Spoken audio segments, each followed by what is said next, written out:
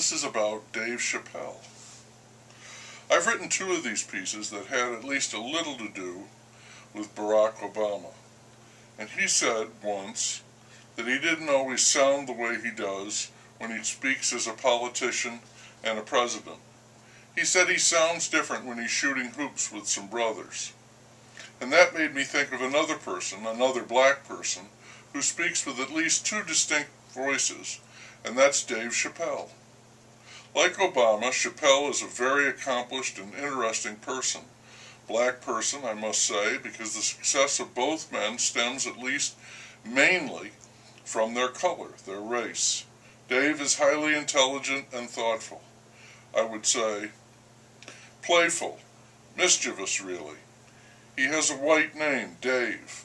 Like many others, I enjoyed his show on cable, Chappelle's Show. And I liked darn near everything about it. The intro, the way he'd be up on stage doing a little stand-up before an audience that clearly loved his ass. Then cutting to the sketches, all of that really worked for me. I didn't see every episode, maybe not even half, but I caught some of the bits that became very well-known cultural institutions, if you will. Somehow he was able to embody racial stereotypes and get laughs, probably because he was black. The show became a hit, as did Chapelle. And then, also rather famously, he walked away from the show and $50 million, went to Africa to collect himself, as Obama had done. I saw a site I could click on about why he'd left, and since I had some time, I did that, and it was an interview with Oprah on her show. I watched some of it. It didn't seem at all phony to me. They had a real conversation somehow, those two entertainment stars, even though they were on stage, in front of an audience, and also on TV. At one point, Chapelle said that someone had told him that success would take you where character cannot sustain you. I want to say that both Chapelle and Oprah looked relaxed and very good. Oprah was just about radiant, and she even laughed at a clip they played from Dave's show about his reaction to her call to him in the middle of the night telling him that she was pregnant. About those two voices, when he's doing his stand-up, Chapelle speaks in a tone which is naturally funny in itself, high-pitched, nasal, and insinuating, as if fueled by a shot of helium gas. He can work that voice to great effect, getting people to laugh like crazy, even when the material is fairly thin, or objectionable in some way, crude, vulgar, race, or drug-based. His other voice is like Obama's public oratory, stentorian, much deeper in tone, white voice. And he can use that to comic effect too, as when he speaks as the man, or a cop, a clueless honky, or just some pretentious white asshole.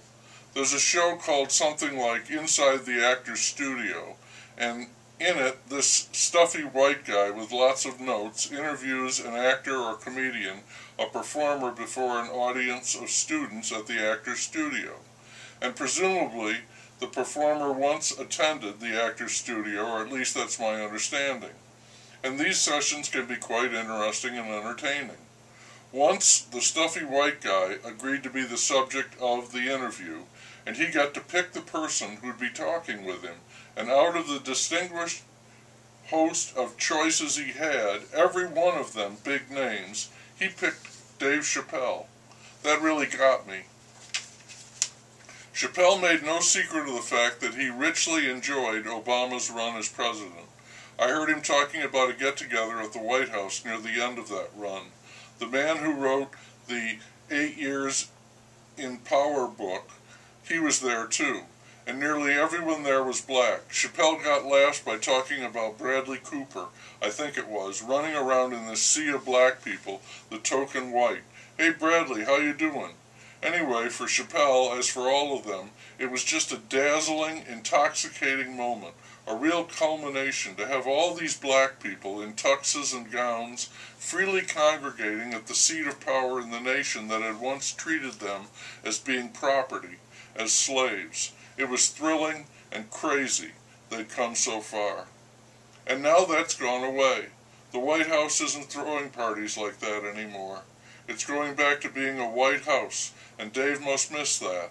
But it's all right, there are compensations. These times will give him more ammunition for his act, an embarrassment of riches, in fact. When you're in, it's harder to poke fun. When you're out, nearly anything goes.